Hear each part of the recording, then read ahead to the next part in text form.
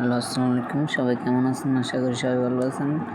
এই যে বিএনপির ভাইরা বা আওয়ামী লীগেরা অনেকেই বলতেছে যে মনে করেন এটা পুরনো একটা কথা যে জামাত ইসলাম আপনার রক কাটা শেখায়, রক কাটে এই কত এখন আবার গুপ্ত এতদিন ওই আপনার রক কাটার কথাটা প্রচলিত আছে, দেখুন মানুষ ওটা খায় না, বুঝছেন? তার জন্য আর কি এখন আবার শুরু করছে গুপ্ত। এই যখন দেখেন কি সুন্দর গুপ্ত, এই যে কি সুন্দর নবীজির কথা, সাহাবীদের কথা কি সুন্দর।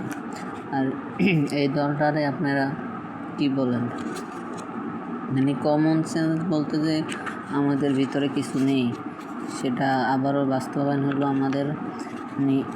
এই আপনার একটা কথা, ভালো কাজের কখনো করেন আমাদের বাংলার মানুষ সাপোর্ট করবো না, ঠিক আছে? দেখে কি সুন্দর ইসলামের পরে প্রথম সত্যপূর্ণ হলো ইসলাম কায়েম করার, দেখছেন কত সুন্দর লেখা ইসলামের, দেখেন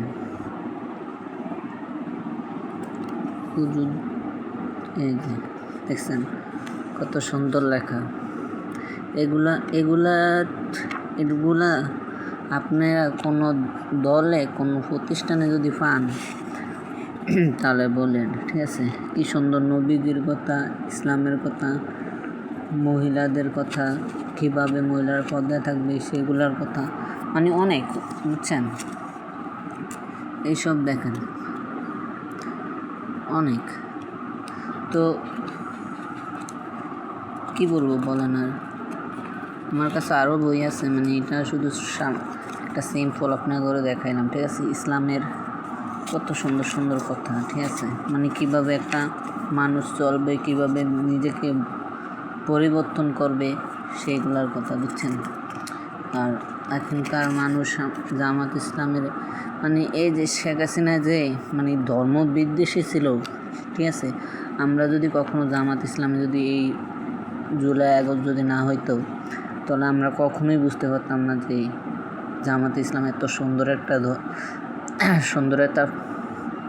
দল, তারা কত সুন্দর মানুষকে সত্যের পথে, দ্বীনের পথে, আল্লাহর জান্নাতের পথে নিয়ে যাওয়ার চেষ্টা করতেছে। কোরআন হাদিস মোতাবেক দেশ চলা উচিত, ঠিক আছে? আজকে কোরআন হাদিস মতো দেশ চলে না দেখেই আজকে এই ধর্ষণ, চাঁদাবাজি, রাহাজানি হইতেছে, ঠিক আছে?